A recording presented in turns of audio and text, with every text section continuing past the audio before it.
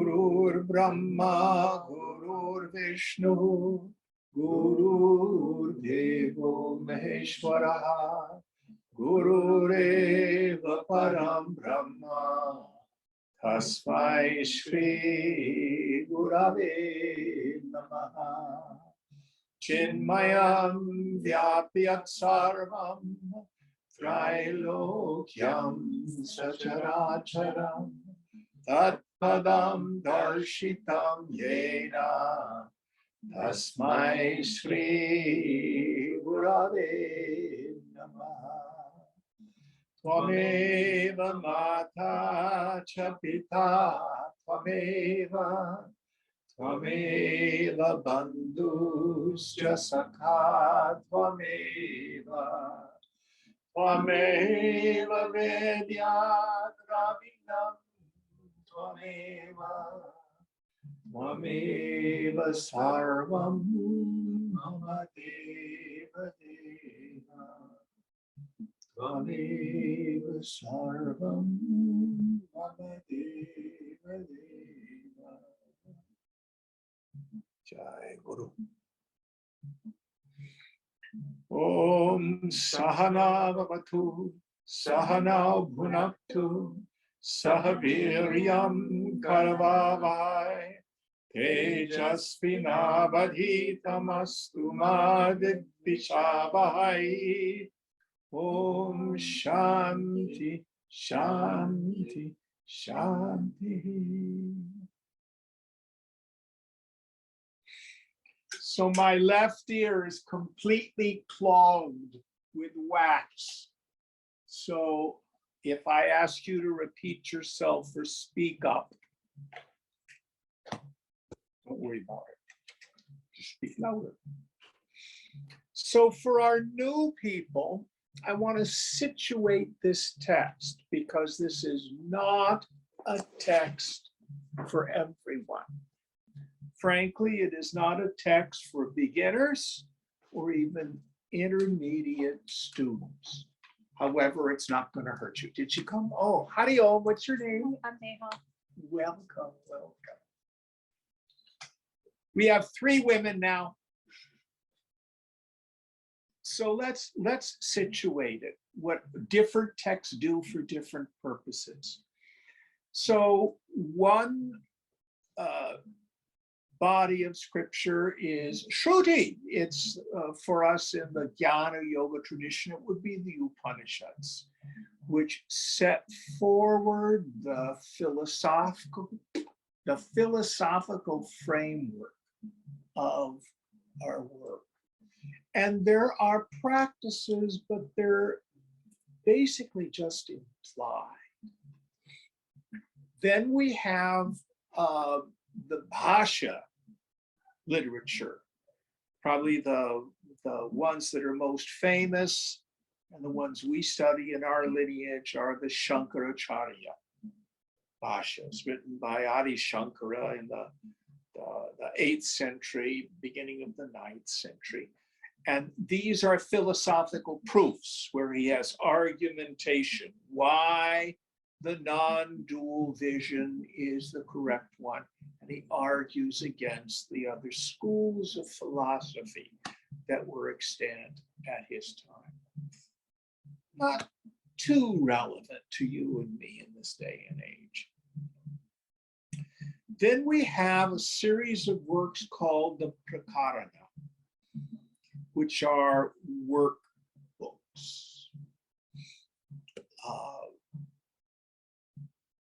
Again, Shankara is the one I go to for these absolutely fabulous texts.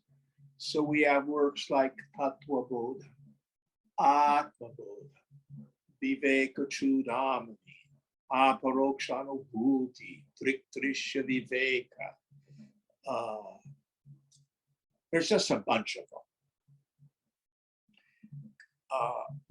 And if we look at Shankara, I think his most useful book for us is Viveka Chudamani, The Crest Jewel of Discrimination.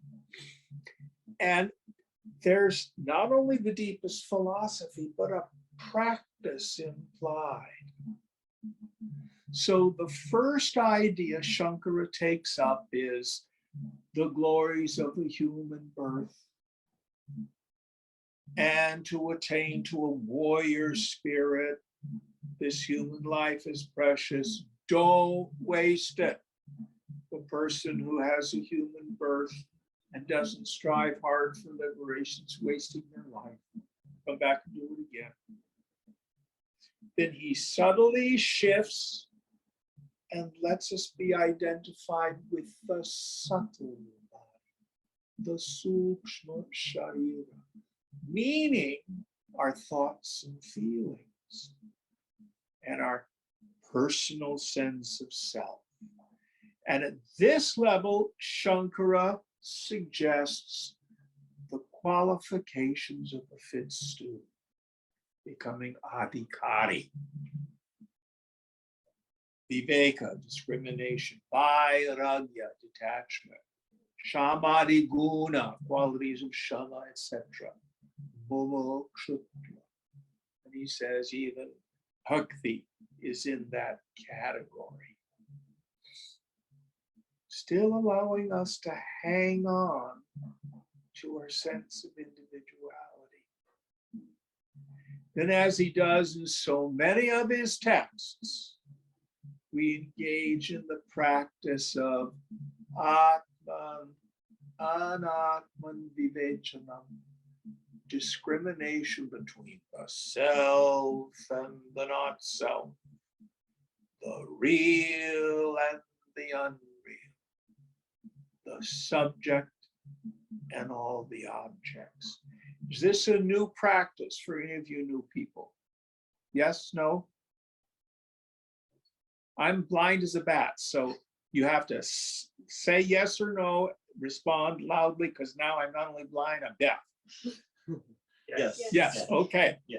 I'm not the body, I'm not the prana, I'm not the feelings, I'm not the thoughts. I'm not even the depth of ignorance and deep sleep. I'm ever the chid akasha, the space of consciousness. Sakshi, ever the witness. And then he says that witnessing consciousness in you and that Brahman, which is the ground of being of the whole universe, they are the same. You realize the self in you, you realize the self in all. Then he goes into another shift. So if you've been clear about this discrimination between the self and the not self, well, I have news for you. We lied. There's no not self. What we've been calling the not self is also the self. So we get terms like Nirguna Brahman, ever the subject. And what is this world? Saguna Brahman. And what we are invited to do is reconcile two apparently contradictory statements. Brahma Satyam Jagan Mithya. Who can tell me what that means? Brahman alone is real Satya. The Jagat, Mithya, it's illusion. And then we have that thunderous declaration from Chandogya, Sarvam Kalvidam Brahma, one of my favorites. Sarvamidam, all this, meaning the phenomenal world. Kalu, verily, is Brahman. Well, make up your mind, Jim. Is it all God or is it all illusion? Yes. Meaning, the names and forms are illusory. They occur in consciousness like images in a mirror. But the universe is what it is consciousness. So then we take up another practice, endeavoring to see the self in and through all the phenomenal objects. You mean even Donald Trump is Brahman? Yes. The axe murderer is Brahman? Yes. Mahatma is Brahman? Yes. Dog poop is Brahman? Yes. The Murti in the temple is Brahman? Yes. Sarvam idam kalu Brahman. All this is verily Brahman. And we endeavor to do what Swamiji used to call tune up the mind, this intense introversion. And in Viveka Chudamani, we have this practice of samadhi. Being totally empty. Everything passed through. And when all the vasanas have been roasted in the fire of knowledge, then the real nature of yourself and of the world becomes clear, like a piece of fruit that drops into your hand.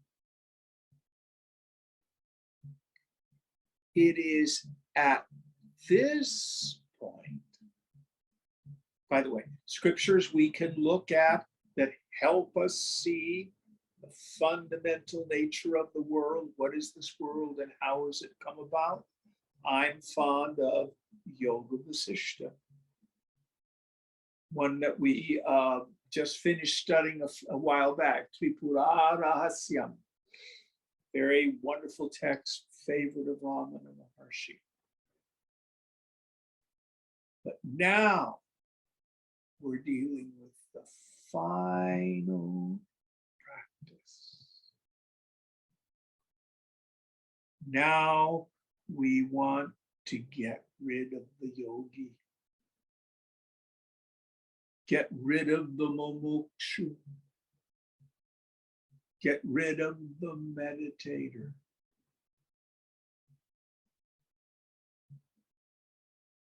All of those are unreal. Only the self is real. Now, the problem, the pitfall, is if we take up the practices we're going to get in Avadhuta Gita when we're a beginner or even an intermediate yogi. Very blunt, he's going to tell you, why are you meditating? Why are you doing any practices at all? The metaphor that Shankara uses, you have to imagine a funeral pyre on the banks of Mother Ganga. And the corpse is the ego. And you have a stick that you use to stir the fire so that every part of that corpse of the ego gets burnt. But when the ego is finally burnt, do you walk around carrying a stick?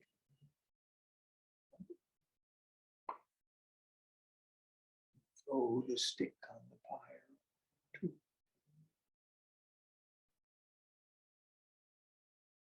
So as it were, here's the self, here's the ego. Oh, I want to be realized. I want to be a woman of realization. I want to be a saint. I want to be like all the Mahatmas.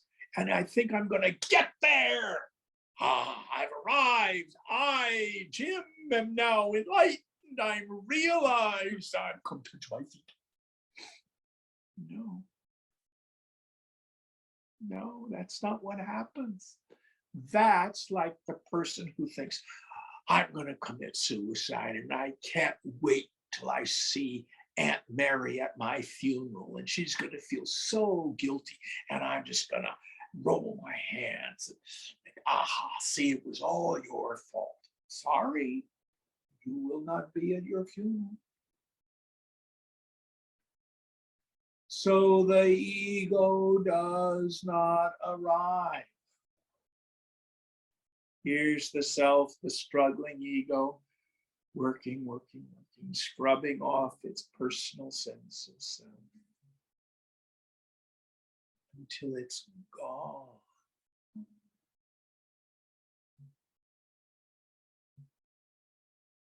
We have our four Mahavakyas, Prajnanam Brahma, Brahman is consciousness, Ayam Atma Brahma, the self is Brahman, Tattvamasi, that thou art. Does the last one say, Aham Atma, Aham Acharya? No? What's it say? Aham Brahmasmi, I am Brahman. So the purpose of this text, and we have another one. Maybe some of you have read Avadhuta Gita. These two do the same thing. Their job is to remove the seeker after liberation.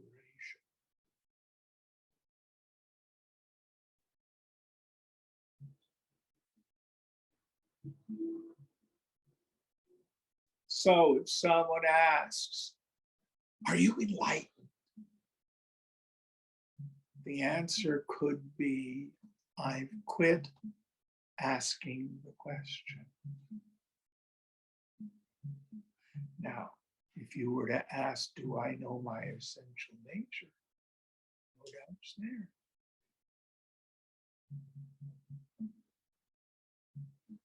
Any thoughts about this progression? So this Gita will describe the experiences of the person of realization. So we need to understand whether or not we're there or not. You must diagnose your own mind. I'm not smart enough to tell you whether you're ready for this or not. But if you're still identified with a personal sense of self, we can work on these attributes rather than them being a description of our natural state. Any thoughts about this? Very important. With that in mind, does anybody remember where we are in the text? We're on number 35 on page 18. Who's going to chant this evening? Page 18. Page 18, number 35, what Mark said.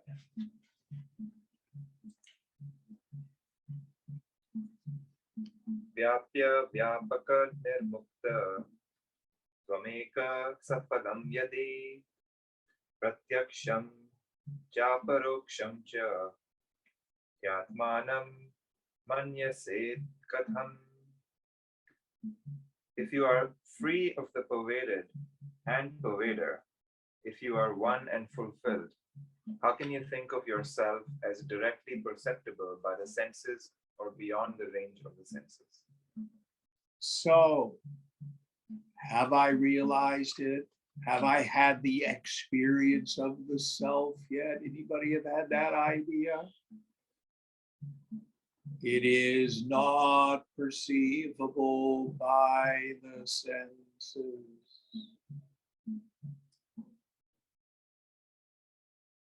Okay, it's beyond the senses. What's that? All this kind of discussion falls away when we unknow.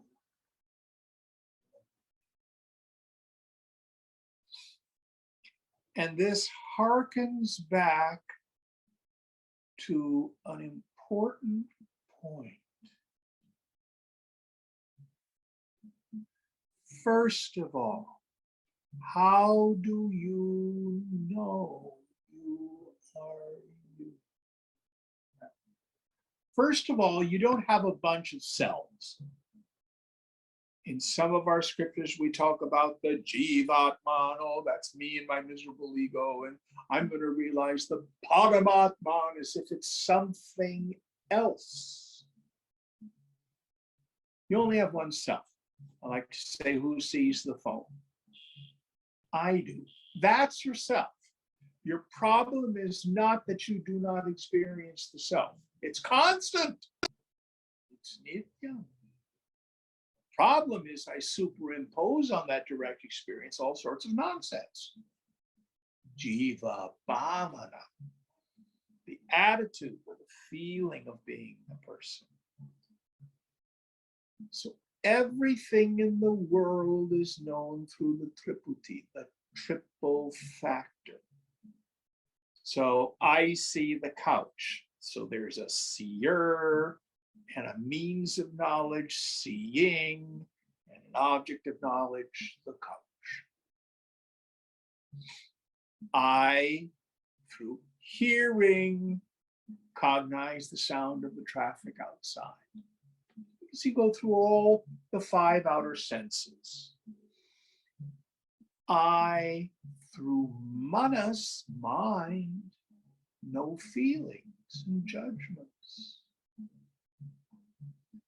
I, through buddhi, intellect, know thoughts, images, memories. How do you know you are you?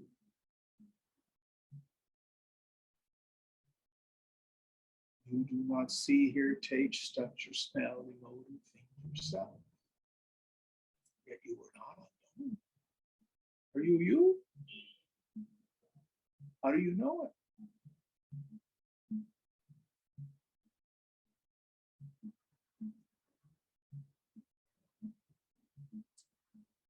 Self is its own means of knowledge. It is the self itself that knows itself, never as an object. It's like trying to see your eyes, or trying to taste your tongue, or trying to shine a flashlight on its batteries. So someone who says, I was in meditation and had an experience of the self, but it's gone. I don't know what they experienced. I'm sure it was very nice. It's not an experience. It's a constant, eternal event, experience. Words fall short. When are you ever not you? Now, in order to clear up the confusion in my mind, I need to go through the process of getting the mind very still.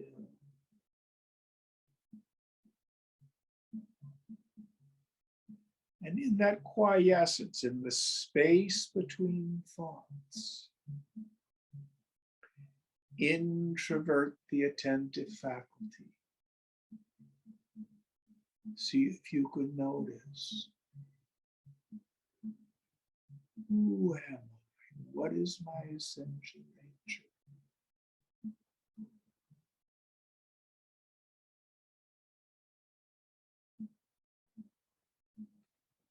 There's nothing there. Oh my God, am I a zero? No.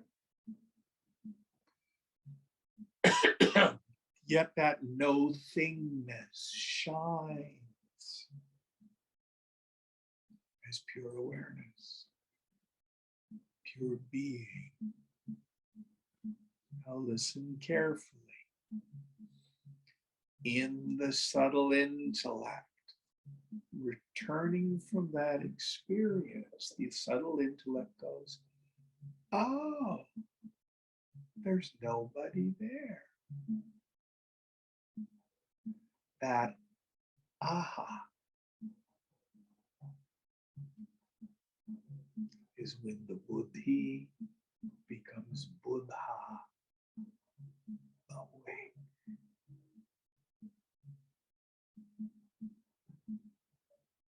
And that doesn't change yourself. And from the viewpoint of the absolute, that's only something phenomenological. So this is why the scripture says there is no bondage, there is no liberation, there is no guru, there is no shishya, there is no scripture. Only I is real.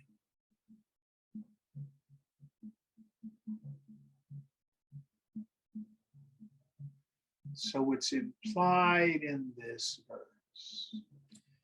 Backing up to the things Shankara was telling us, discrimination between the real and the unreal, practicing seeing the self in and through all the objects of the world, staying empty, letting things pass through, understand that what exists and what doesn't exist, etc. All that is in the realm of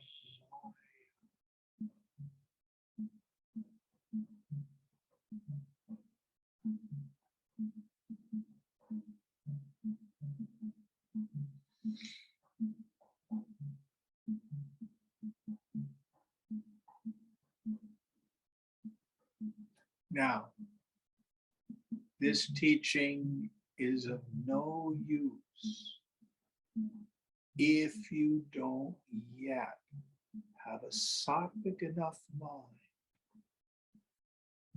to be able to tune it up and notice the knower. Get a sense of that vast, empty space of consciousness.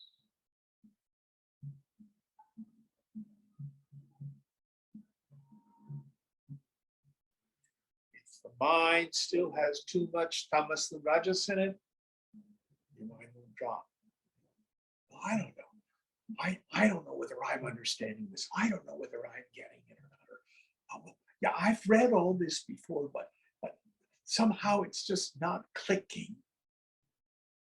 If that's where you are, no blame. Just rewind.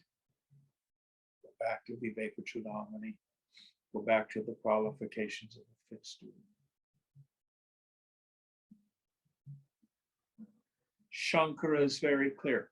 He says, success in spiritual endeavors is entirely due to the degree of the qualifications of this fifth student. Other factors such as time and place, and I would say even the guru, while helpful, are fundamentally secondary. So if you're having difficulty in your sadhana, go back and review those 4 qualifications of the fifth student. See if you need a tune-up. Any thoughts on this? Next verse.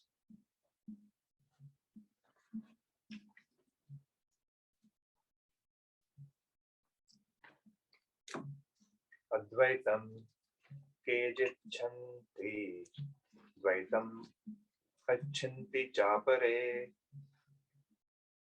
samam tattvam na vignanti dvaita dvaita vivarjitam. Some seek non-duality, others duality.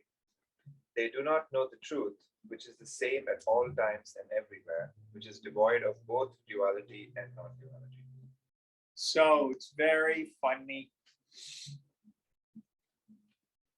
I have a friend, a sometime student, and they write very well. And they were posting some of their insights and their learning on Facebook. And then people started to criticize them, and one person wanted them as the guru, but someone else was very critical. They got all upset. Duality, qualified non-duality, non-duality. No, this is the right one. No, you guys are wrong. Stuff like that.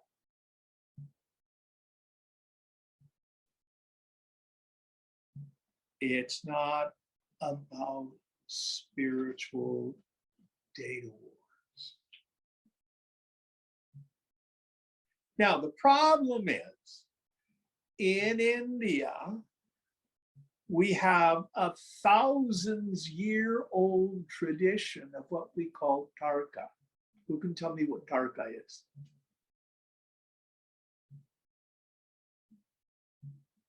None of you know? You know.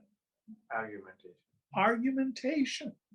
So, for example, Adi Shankara, he went throughout all of India engaging in argumentation with scholiasts of other schools, and through logic defeated them. But that's only what we call paroksha jnana, indirect knowledge.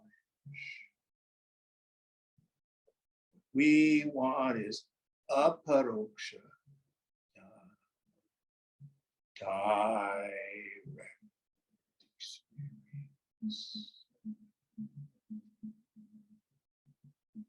So what this verse is pointing at is something that Krishna says in Gita, in the second chapter in the Stita Prajna Purusha section. He who knows, knows it not. She who knows it not.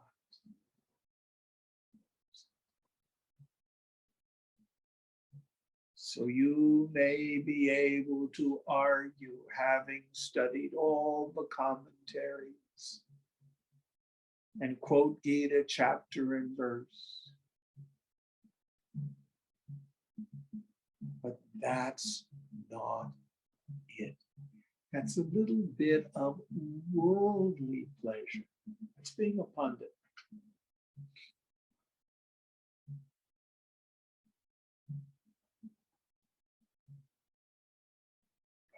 Real knowledge is known in the silence. I've shared this with some of you, but if you go on to YouTube and you search for Swami Tapovan, that was Chinmaya's guru, and I think the name of the YouTube video is it The Soul of Silence? I think I shared it with you. Did I share it with you? You heard it the other day. I don't remember the time. Anyway, he talks about when he was a youngster, he was in his 20s. When he went to Arunachala, he was just a brahmachari at the time. And he had the darshan of Ramana Maharshi, who was only in his 30s at that time. He talks about hiking up to the cave, which is where Bhagawan would hang out. He came in and he bowed, he pranamed, brought some bananas, put them at his feet. And the monkeys came and stole the bananas. And he just looked into Bhagawan's face. Bhagawan just looked into his face.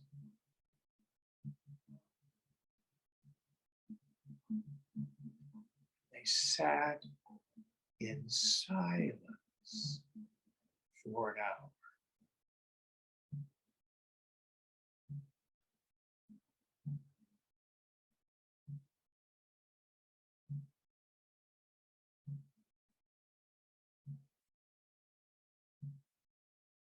After an hour, Bhagawan gets up because it was time for his diksha. And Tapovan comes down the mountain. And as he comes down, the silence just gets deeper and deeper.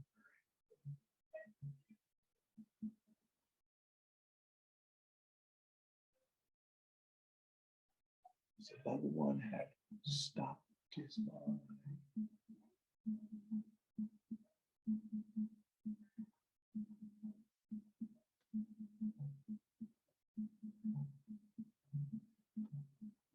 He who knows it, blah, blah, blah, blah, blah, blah, blah, blah, knows it not. She who knows it not. Who could enter into the thunder of silence? Who can unknow the mind? She knows.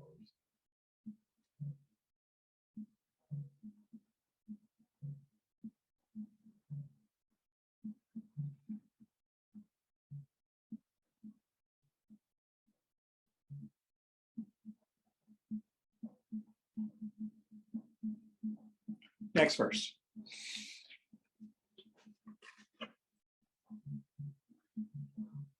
Shweta Divarna Rahitam Shabdadiguna Varjitam Kathayanti Katham Tattvam Manovacham Gocharam.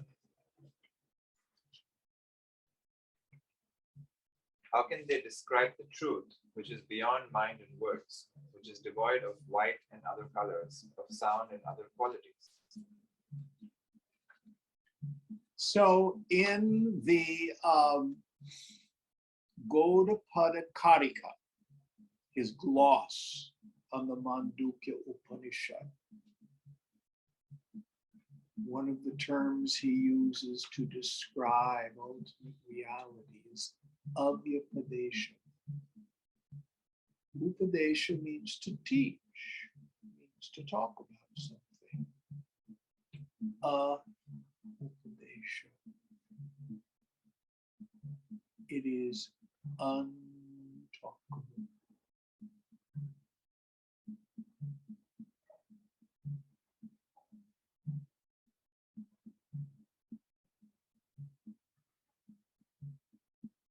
Now, if we have the good fortune to have contact with a woman or a man, and we have this special sensitivity, being able to surrender, go where their mind goes.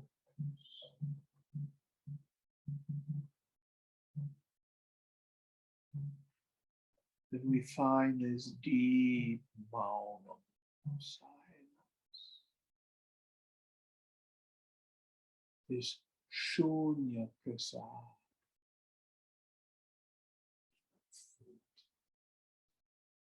the gift of emptiness.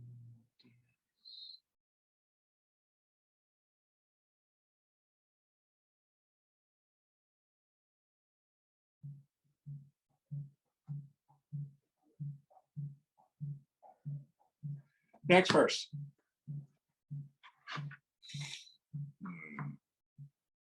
Yada nrit midam sarvam dehadiga ganopamam tada hi brahma samveti nate dvaita parampara.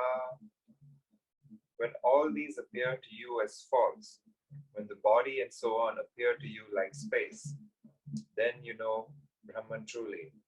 Then for you there is no dual series. So the point that he's getting at here is the woman or man of wisdom has reconciled this Brahma Satyam Jagat Mithya Sarvam Kalvidam Brahma. Though the senses report a world of name,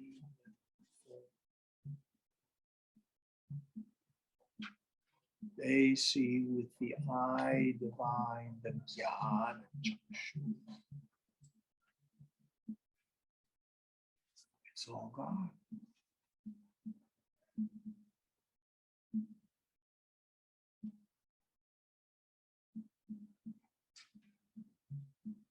It's all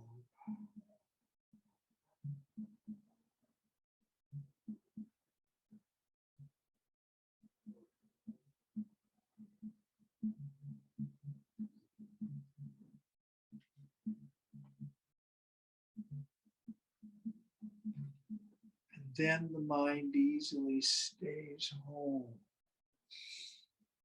Again, Shankara talks about not only being a full knower of the Supreme, but having retired into the Supreme.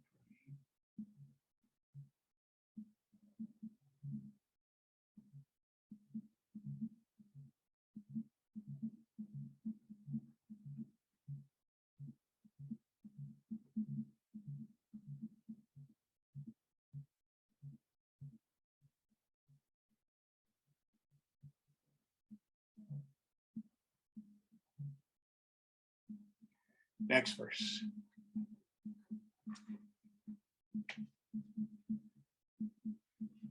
Parena sahajatmapi yabhinna pratibhati me vyomakaram tathaivaikam dhyata dhyanam katham bhavet. Even my natural self appears to me as non-distinct from the Supreme Self. It appears to be one and like space. How can there be meditator and meditation?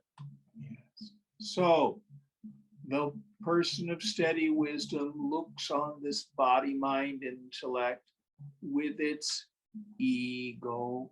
Now listen carefully. Ego is not bad. Again, in Viveka Chudamani, when we have the discussion of the Vijnana Maya Kosha, the intellectual sheet, Krishna says at the subtlest point, there's this karta, the sense of doership, where all the activities of the body, mind, intellect are coordinated. It gives me the sense that it's happening to one entity. I got up this morning, I made my coffee, I took a shower, I watched the news, I did my laundry, etc.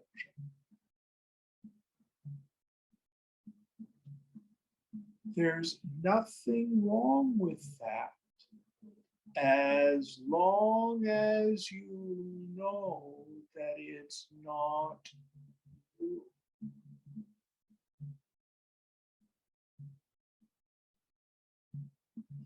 It is a function within the Vijnana Maya Kosha.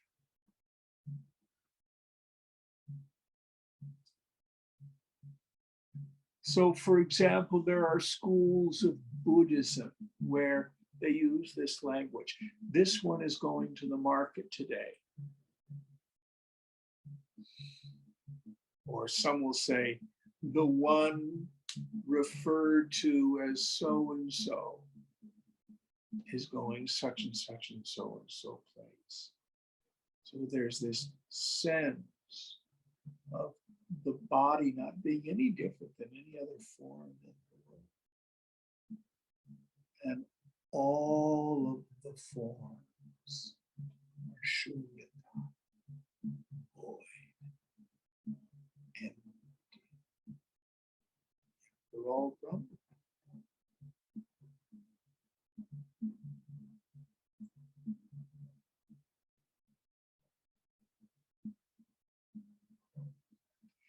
We get confused because at the level of this karta, one individual body becomes our locus of perception of the phenomenal world. But that happens in the dream state too. You're the dreamer. You have a dream body, and that dream body peeps out at the dream world. But the dream world, the dream body, and that dream ego are just something created by our minds.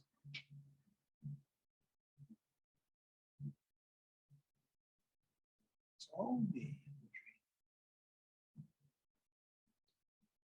This is no different.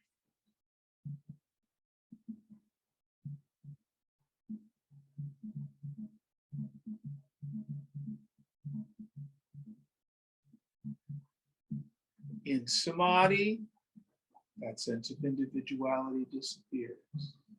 In deep sleep, that sense of individuality disappears. But even though it shows up in the waking state, the individual knower of the world and the perception of the world, the Buddhists use the term dependent origination. They arise together in the waking state. It's not me. I illumine the body, I illumine the feelings, I illumine the thoughts. I see ego thicken and thin. Something happens in the world and I get triggered. Oh, my ego gets very thick. Totally engaged in a project, listening to music, making love, working on something I really enjoy. Ego totally thins out. How can it be you when you see it thicken and thin?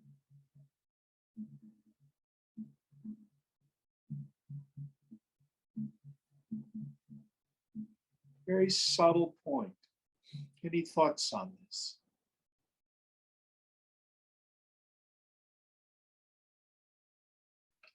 I am not the doer. I am not the experiencer. Karta. Gita says that's guna and karma, qualities of mind and the force of the past.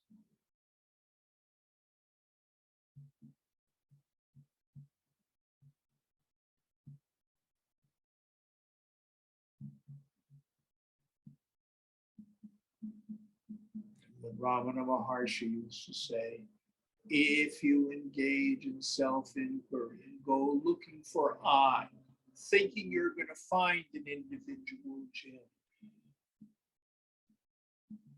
or punit or shilpa, it falls. It's ch1. It's a shadow self. Behind that, it's chidakasha, space of consciousness. Don't believe me.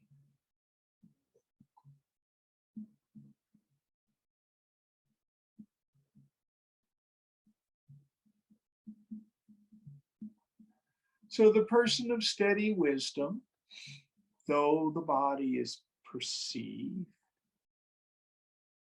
sees it for what it is, another hologram,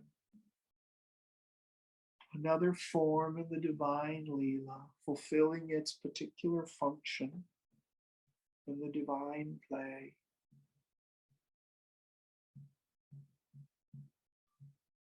They have no identification. Next verse.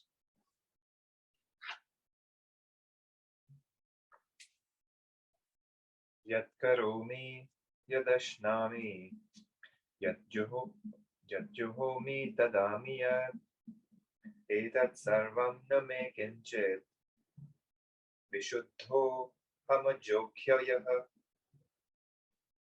What I do, what I eat, what I sacrifice, what I give, all this is not mine in the least. I am pure, unborn, undecaying. So what will the equipment do?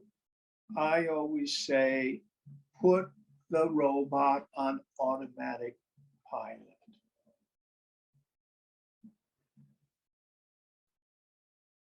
You know, my friend Barry has a Tesla. Just pushes a button and the damn thing drives itself. Does a better job than Barry. It's amazing. It's amazing. So when I think I am in the driver's seat of my car called this body, as it travels the highway of my life, it's actually an illusion. It's really all on automatic pilot anyway. So the scripture says, give up the vanity. Why? Because I know my happiness is independent of the world of name and form. For you new people, let's go through a very important part of the teaching. What does it feel like to want something you don't have? We call it kama, craving, spriha, longing. It hurts. Yoga says there's no other suffering other than wanting something I don't have. Flip side, dvesha, aversion. I want to get rid of something I don't like. I'm filled with fear that I'm going to lose what I already have. Well, don't believe me. Can you find any other kind of suffering? Now, what do I usually do about it? Get what I want.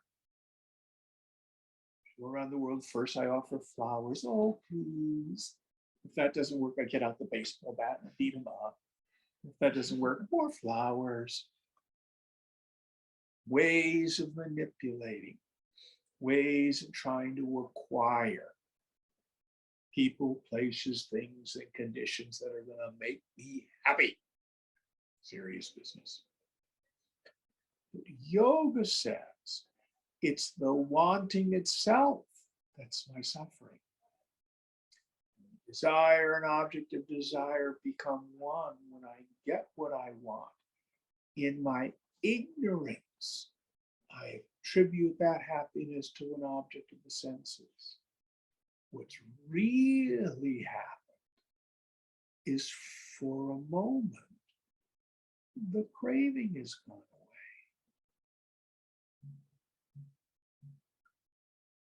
away. I'm getting a taste of my own self-nature. I just don't know that it's me.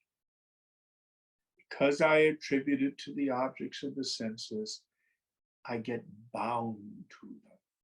That's my bandha, my bondage.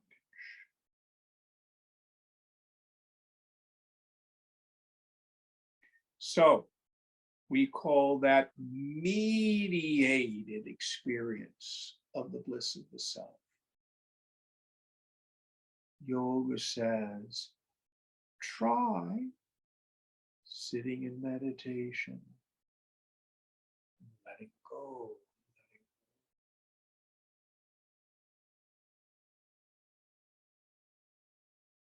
letting the mind come home.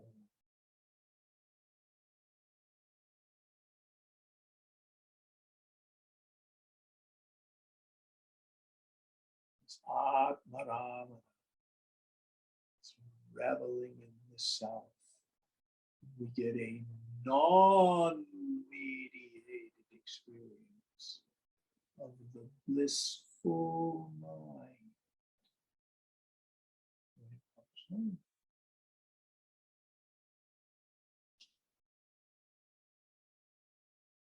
Watch your mind. When you're out there and you're miserable, ask yourself,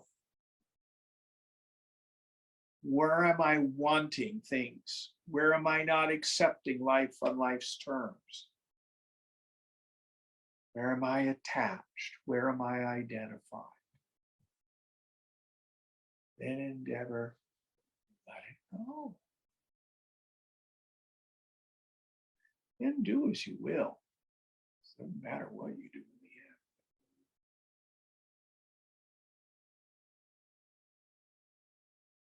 end. You can do ritual or not do ritual. You can have good behavior according to the world or not. Listen carefully. Self has no karma, which body still does. So you may be totally detached, but if you hit a policeman, they'll probably take your body to jail.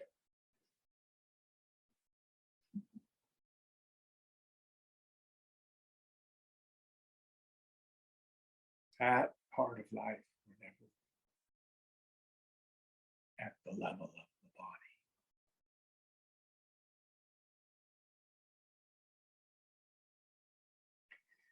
But the woman or man of knowledge has given up what we call kartavya, obligatory action, meaning I'll be happy when, it'll be better if, I live in the wrong city, let me move here. I don't have a significant other, if only I had a life partner, or oh, I can't stand the person I'm with, if only I got rid of them. Only I gain 10 pounds and have big muscles. If only I lose 10 pounds, it could fit into a dress.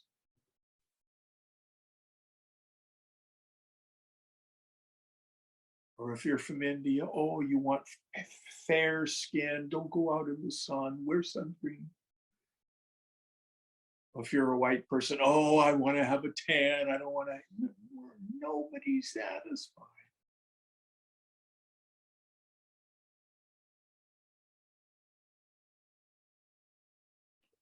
Till through direct experience, we begin to see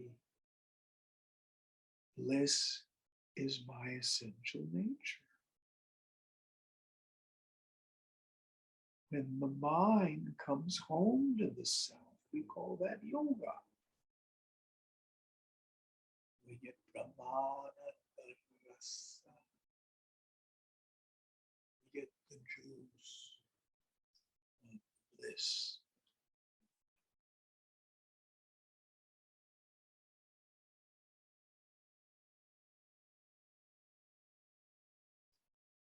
So watch your mind.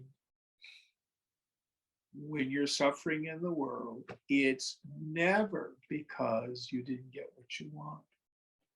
It is always because you're a fool and you're stuck wanting. Ego says, resolve the struggle of ego. Give me more, better, different. Give me more, better, different. Yoga says, drop the stupid struggle and do as you will.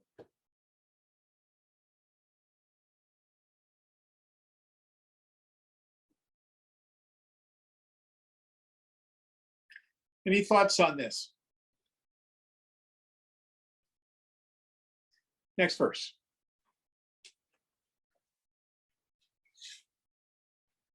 Sarvam jagat vidhi nirakritidam, sarvam jagat vidhi vikarahinam, sarvam jagat vidhi vishuddha deham, sarvam jagat vidhi shivaika karupam. You got the meter change. Wonderful. Know all this universe to be formless. Know all this universe to be without change. Know all this universe to be of purified body. Know all this universe to be of the nature of the Absolute. Yes. So the material cause, the substance, what is Brahman alone.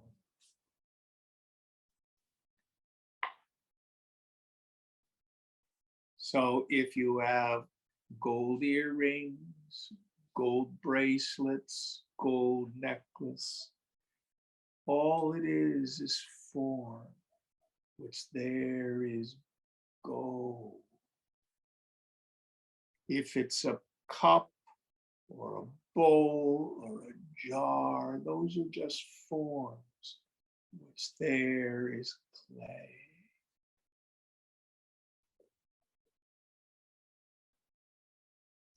Couch, carpet, bodies, lamp. Those are just forms. What's here is nothing. And it never changes.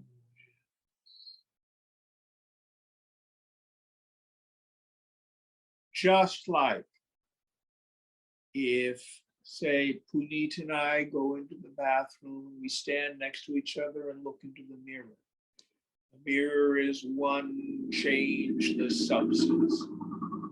It looks like there are two faces in the mirror. Multiplicity.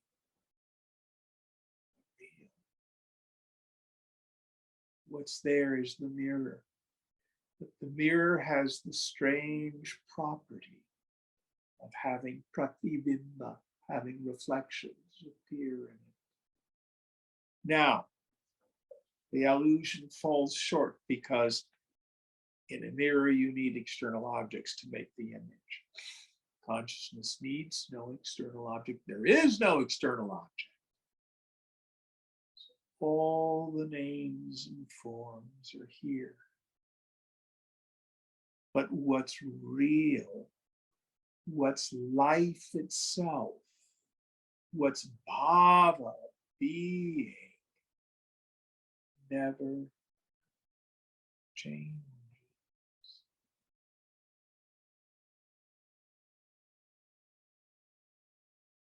You're safe. Always safe. Whether you know it or not.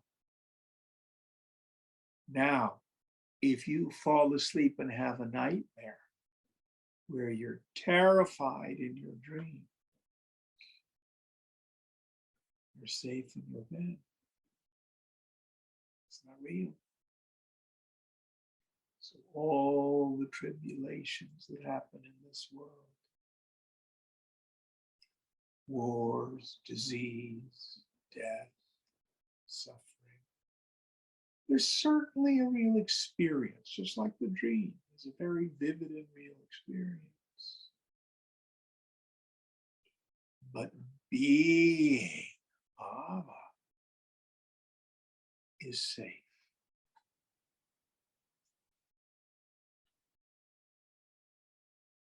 All right, one more.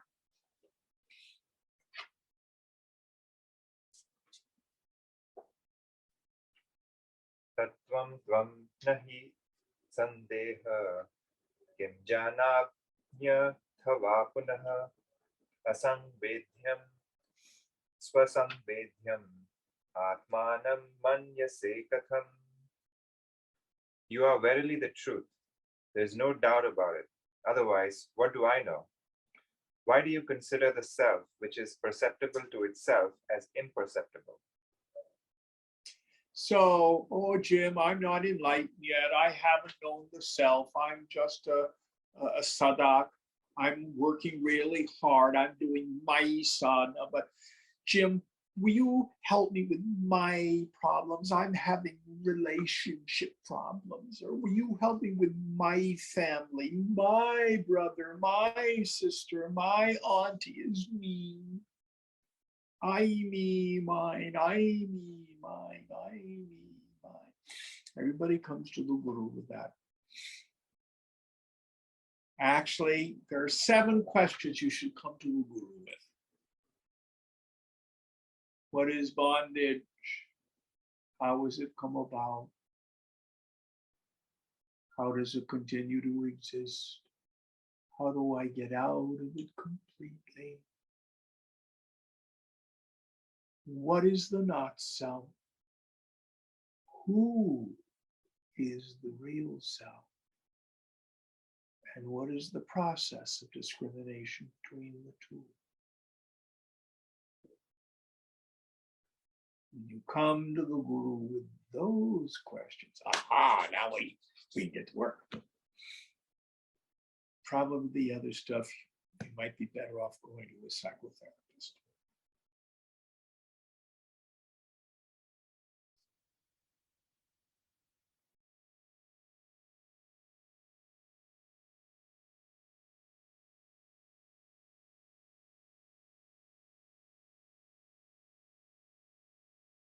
This mind that keeps yearning and stuff. In the end, it's not so much that our doubts are a lens. We see the doubter itself, just a thought. It's unreal. You are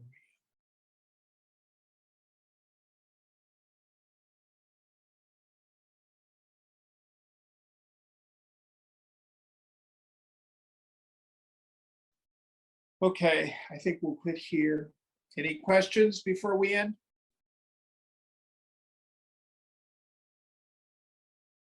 Om Purnamada Purnamidam Purnat Purnamudachyate Purnasya Purnamadaya Purnameva Vashishyate. Om Shanti Shanti Shanti. Hari Om Sri Guru Pyo Namaha.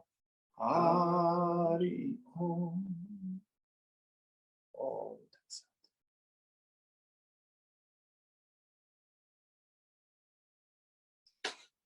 thank you all.